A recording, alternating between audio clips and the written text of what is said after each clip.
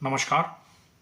World environment day, विश्व पर्यावरण दिवस गत 5 तारीख को मनाया गया है। हिमाचल सरकार के अनुसार चौंकाने वाले आंकड़े प्रस्तुत किए गए हैं।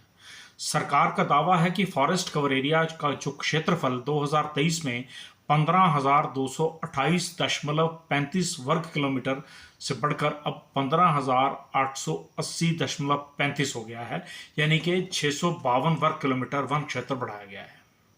सरकार अपनी पीठ थपथपा रही है, इसे 28% बता रही है और 2030 तक का इसे 30% करने का लक्ष्य बता रही है। वह कार्बन क्रेडिट लेने की दावेदारी प्रस्तुत की जा रही है। दावेदारी और हकीकत मगरमच्छ के आंसुओं के समान है। हिमाचल में लगातार जिस तरह जंगल का कटान हो रहा है, जमीन चाहे वन क्षेत्रों में 652 किलोमीटर की बढ़ोतरी दिखा रही हो प्रदेश सरकार, अपितु जंगल लगातार खत्म हो रहे हैं। कहीं खनन तो कहीं वन माफिया इन जंगलों को बंजर में तब्दील कर रहा है।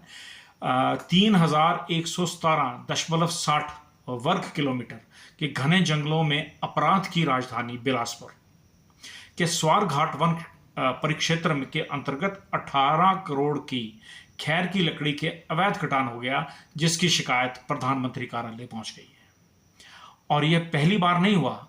2017 में कांग्रेस के कार्यकाल में श्री नैना देवी क्षेत्र में भी ऐसी घटना घट चुकी है।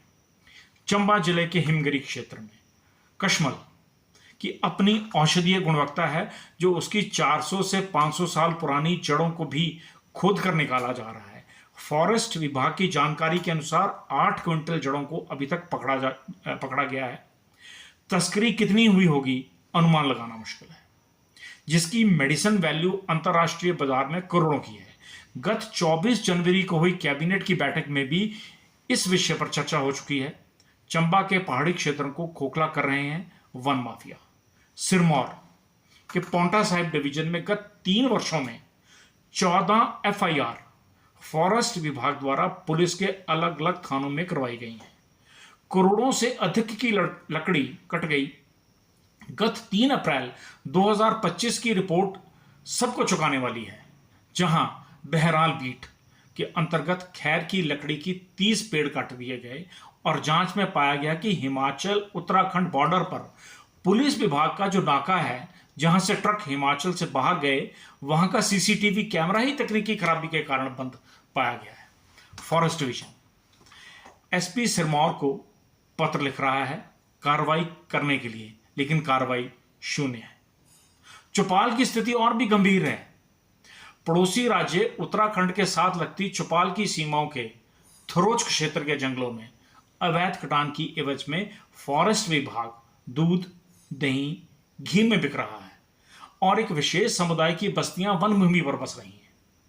ऊना के बैरियर पर 10,000 में अवैध कटान की गाड़ी पंजाब निकल जाती है। मंडी जिले के धर्मपुर क्षेत्र में अवैध कटान के साथ साथ अवैध फॉरेस्ट डिपो भी खुल गए हैं, जहां एक डिपो बहरी गांव में था तो दूसरा खरोट में। चंबा में अगर मशकल की जड़ें खोदी जा रही हैं तो धर्मपुर में स्लीपर मिट्टी में दबाए जा रहे हैं। मामला जब विधानसभा में गूंजा तो न्यायिक जांच का जिम्मा उन अधिकारियों को दिया गया जो खुद संदिग्ध श्रेणी में है। वन उत्सव मनाने और पेड़ लगाने से बेहतर है पेड़ बचाए जाएं।